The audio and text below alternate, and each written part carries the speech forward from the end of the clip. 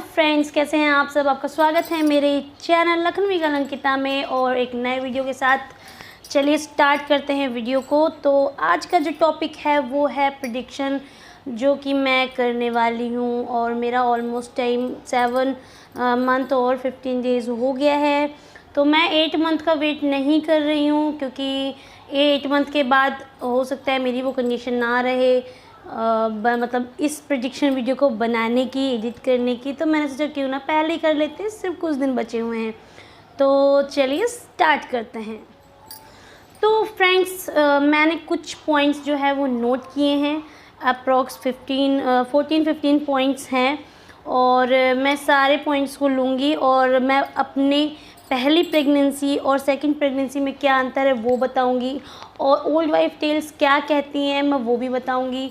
तो वीडियो में बने रहिए। चलिए स्टार्ट करते हैं। मैंने अभी जस्ट वीडियो शूट की थी और उस वीडियो की वॉइस ही गायब हो गई तो अगेन करना पड़ रहा है, बट कोई बात नहीं। चलिए लगकर मैंने कुछ चीज़ें नोट की हैं अपनी डायरी में कि वीडियो बहुत लंबी ना हो जाए। पॉइंट्स को लिख लिया है क्योंकि मैं इधर उधर की बातें ना करने लग जाऊँ इसीलिए मैंने सारी चीज़ों को खुद ही नोट करके रख लिया है और फिर एक एक पॉइंट को क्लियर करते चलेंगे और आपको बताएंगे कि ओल्ड वाइफ टेल्स क्या कहती है और मेरे जो सिम्टम्स हैं वो किस तरफ जा रहे हैं, बेबी गर्ल की तरफ जा रहे हैं, बेबी बॉय की तरफ जा रहे हैं।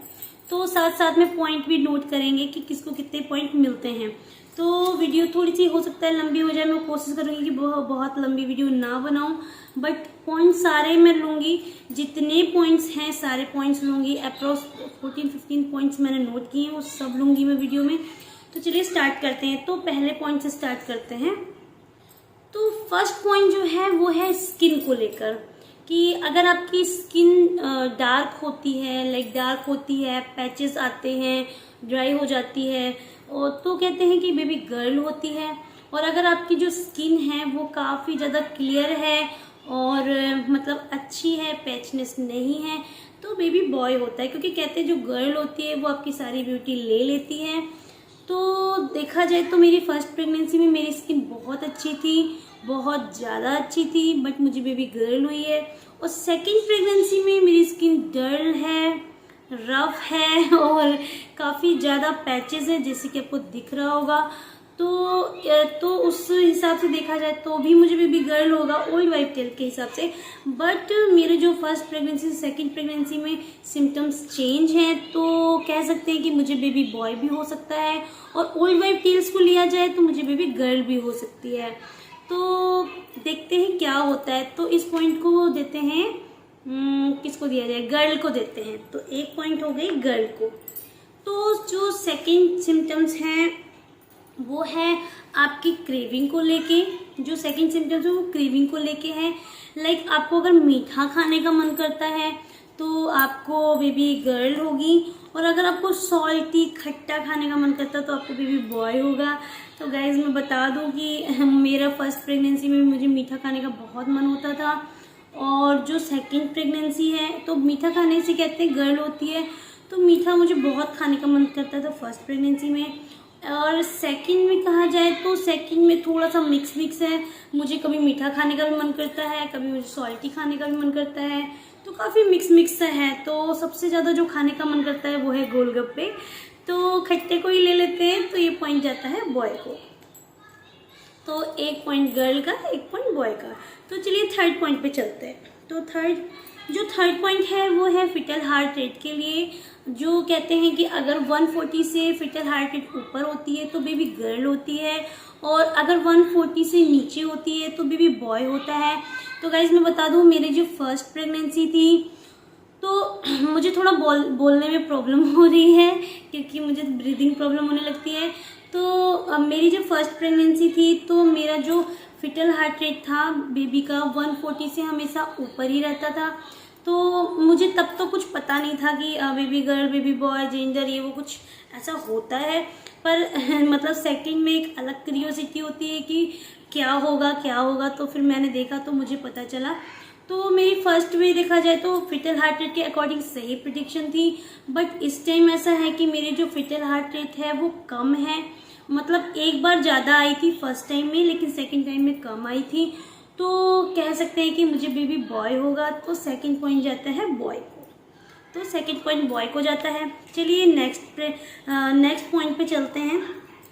तो नेक्स्ट पॉइंट है फ्रेंड्स मॉर्निंग सिकनेस को लेके।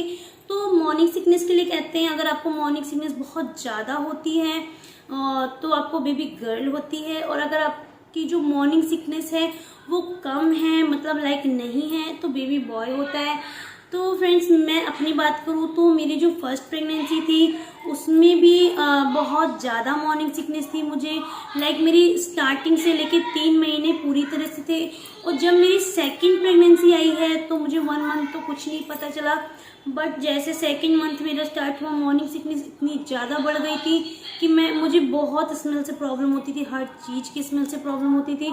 बट जैसे थर्ड मंथ आते आते अगेन मेरी चीज़ें सही हो गई, बहुत ज़्यादा फील होता था वो बहुत ठीक हो गया, काफ़ी हद तक सही हो गया। तो इस हिसाब से कहें कि मॉर्निंग सिकनेस इस बार मुझे कम थी, तो हो सकता है मुझे बेबी बॉय हो। और फर्स्ट टाइम में सेकंड टाइम मॉर्निंग सिकनेस थी और 3 महीने थी, तो उस हिसाब से देखा जाए तो बेबी गर्ल भी हो सकती है, बट कम थी तो बेबी बॉय भी हो सकता है, तो इस पॉइंट को बेबी बॉय को दे देते हैं। तो अगेन एक पॉइंट हो गया बेबी बॉय का। तो चलिए नेक्स्ट पॉइंट पे चलते हैं। तो फ्रेंड जो नेक्स्ट पॉइंट है उस पे चलते हैं। नेक्स्ट पॉइंट है बेली के लिए। अगर आपका बेली राउंडेड है, मतलब काफ़ी फैला हुआ है, और अगर मतलब तो बेबी गर्ल होगी। और अगर आपकी जो बेली है वो फ्रंट है और काफ़ी लो है तो कहते हैं बेबी बॉय होता है। तो फ्रेंड्स ये तो बिल्कुल डिफरेंट है मेरे साथ में। जब मेरी बेबी गर्ल थी तो मतलब सिम्टम्स डिफरेंट है, बाकी पॉइंट बिल्कुल सही है। अब मेरी जो फर्स्ट मैं जब एंजल के टाइम की बात करूँ तो मेरी जो मतलब क्या कहते हैं बेली थी वो काफ़ी ज़्यादा फैली थी, राउंडेड थी, पूरा बहुत ज़्यादा फैली हुई थी। अगर मुझे फ़ोटो मिलेगी तो मैं लगा दूंगी, बट बहुत मुश्किल है फ़ोटो मिले क्योंकि मेरा फ़ोन चेंज हुआ तो फ़ोटो सारी डिलीट हो गई।